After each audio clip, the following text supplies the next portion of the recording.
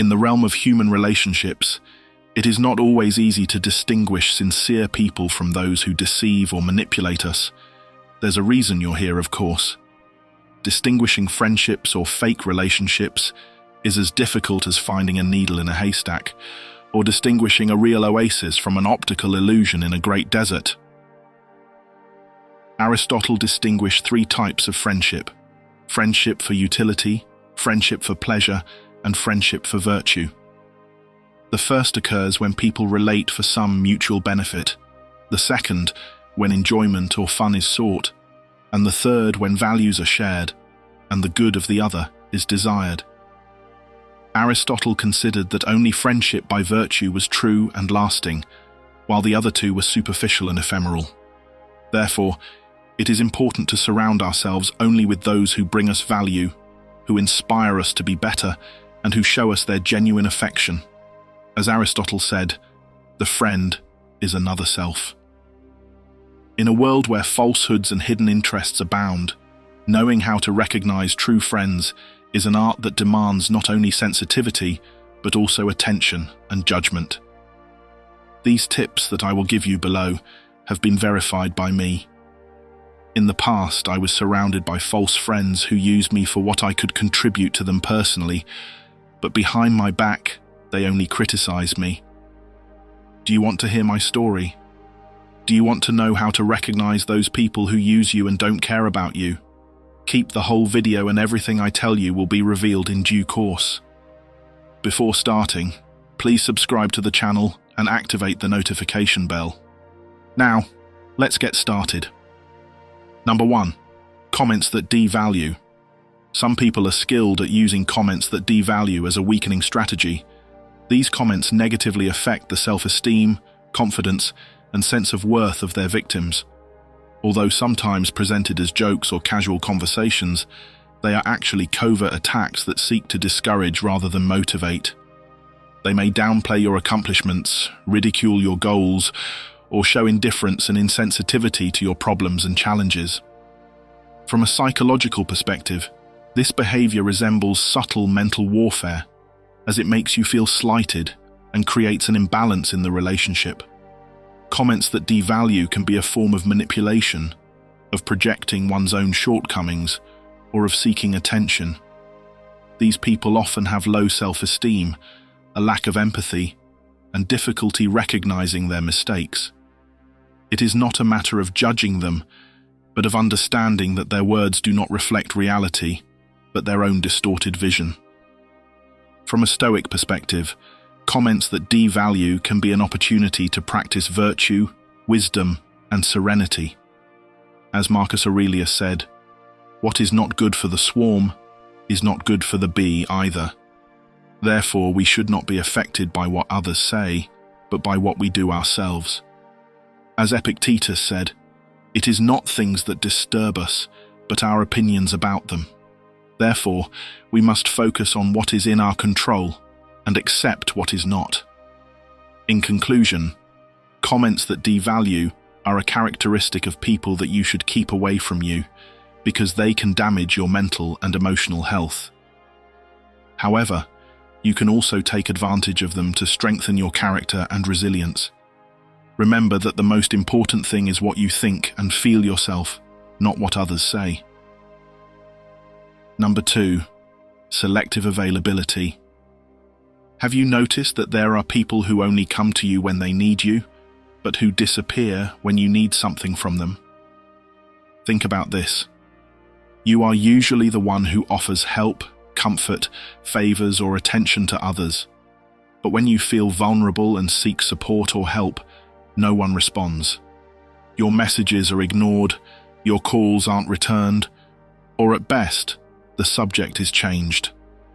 Are these the answers you receive?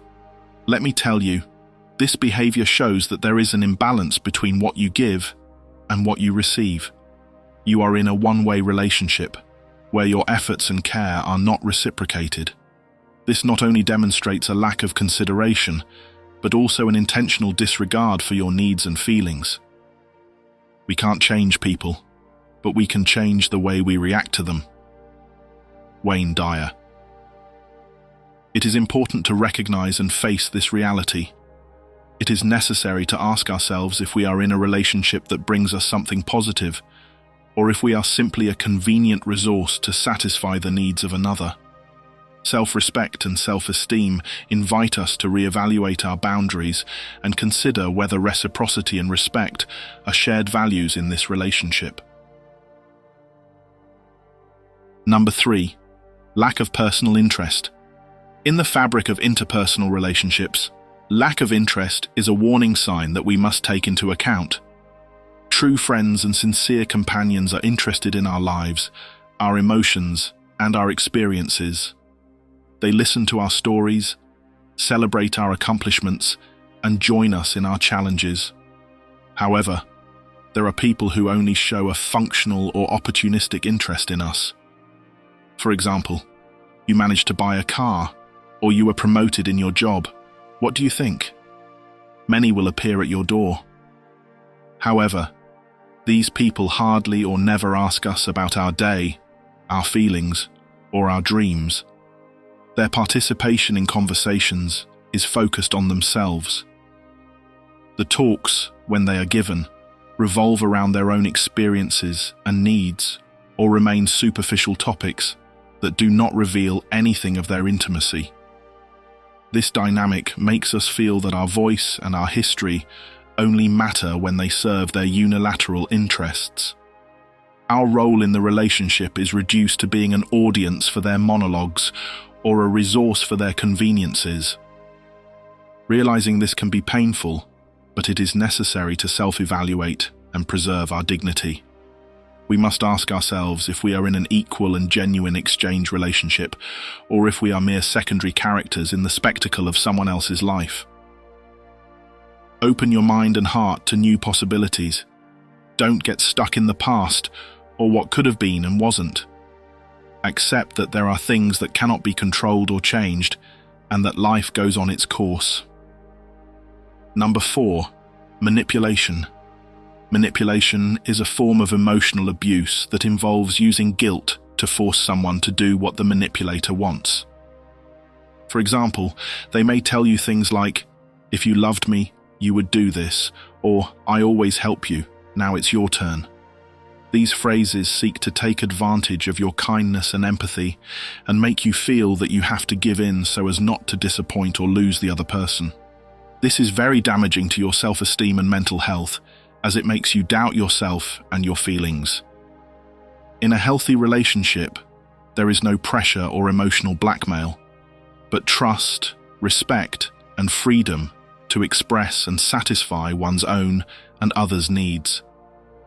If you feel manipulated frequently, it's important to reevaluate the relationship and set clearer, firmer boundaries. Recognizing and confronting manipulation is an act of courage and self-love, in which you assert your right not to be controlled or blamed. The French philosopher Jean-Paul Sartre stated that manipulation is a form of psychological violence that seeks to deny the freedom and responsibility of the other. For Sartre, the only way to escape from this situation is to assume our own autonomy and consciously choose our life project. Have you already identified the manipulator of your life? I have a moral for you that goes very well with characteristic number 4. This is the story of Luis, a lion who had always been very generous and kind to others. His best friend was Pedro, a cunning and selfish fox, who took advantage of Luis's kindness. Pedro always asked Luis for favors, but he never returned anything. When Luis needed help or support, Pedro always had an excuse not to be there. Luis felt lonely and sad, but he didn't want to lose his only friend. One day, Luis met Anna, a friendly and funny giraffe, who showed him that there were more animals in the forest that wanted to be his friends. Anna made him see that Pedro was not a good friend, but a manipulator who only sought his own benefit. Luis realized that he had to get away from Pedro to improve his life. At first, it was very difficult for him, because Pedro tried to make him feel guilty and told him that he was abandoning him, but Luis was firm and stayed away from him. Over time, Luis felt happier and freer. He made new friends who valued and respected him. He realized that he didn't need Pedro to be happy. He had learned to choose his friends better and to take care of himself. Moral: let go without so much fuss whenever you have found the problem. Number 5. Disrespect. Respect is a fundamental principle in any interpersonal relationship, which implies a mutual treatment of consideration and appreciation. However, when a person uses you, they usually show a persistent lack of respect, which manifests itself in different forms. For example, they may cancel your plans at the last minute, be late or not show up for appointments, or expect you to suit their interests and desires. These attitudes show that she doesn't value your time or your needs, and that she only thinks about herself. Stoicism teaches us that we must act with virtue and wisdom without being disturbed by things that do not depend on us. One of those things is the behavior of others, which can be disrespectful, selfish, or negligent. As Marcus Aurelius, the Stoic emperor and philosopher, said, "Do not be carried away by anger or pain. Both are universal and do not affect you more than others. Remember that everything that happens to you is part of the natural order of the universe. Therefore, we must calmly accept what we cannot change and focus on what we can, our attitude, our decisions, and our actions. We can choose to respect ourselves and others, set healthy boundaries, and communicate assertively. We can choose to seek out relationships that bring us value and well-being, and move away from those that harm or use us." Number 6. Superficial link. A sixth telltale sign is the tendency to avoid forming a deep and meaningful connection. This sign is especially insidious because it hides the true nature of the relationship. A person who is using you usually limits the interaction to trivial topics without delving into more personal or intimate topics. These people do not share their vulnerabilities or emotions, creating an invisible barrier that prevents the relationship from developing towards a higher level of trust and camaraderie. The relationship seems to be stuck in a perpetual initial phase, where even after a long time you realize that you don't really know this person beyond a superficial facade. This is a clear sign that for the other party, the relationship is not a priority or a means for a genuine exchange of experiences and emotions. Number 7. Competition. In a game of chess, each player seeks to improve his position and weaken that of the opponent.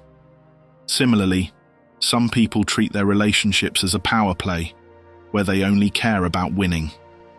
These people see every aspect of your life as an opportunity to demonstrate their superiority, whether it's belittling your accomplishments, bragging about theirs, or questioning your decisions.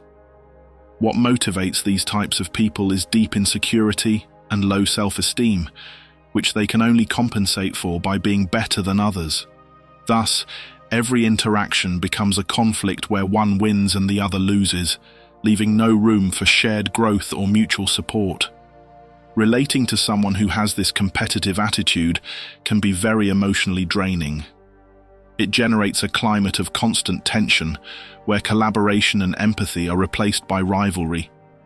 Your successes are not recognized but challenged, and your difficulties are not understood but taken advantage of. These are 7 characteristics of a person who only uses you and doesn't care about you. Now that you know, identify the people who are closest to you, and analyze who really deserves to walk alongside you. Well, you know, Stoic friend, we must learn to value ourselves, to take care of our mental and emotional health, to accept change as part of growth, and to be responsible for our own reactions. Walking away from toxic people is not an act of selfishness, but of self-love and respect. For more tips like this, you know what to do. Subscribe to the channel and activate the notification bell. This is the end. I say goodbye until the next video.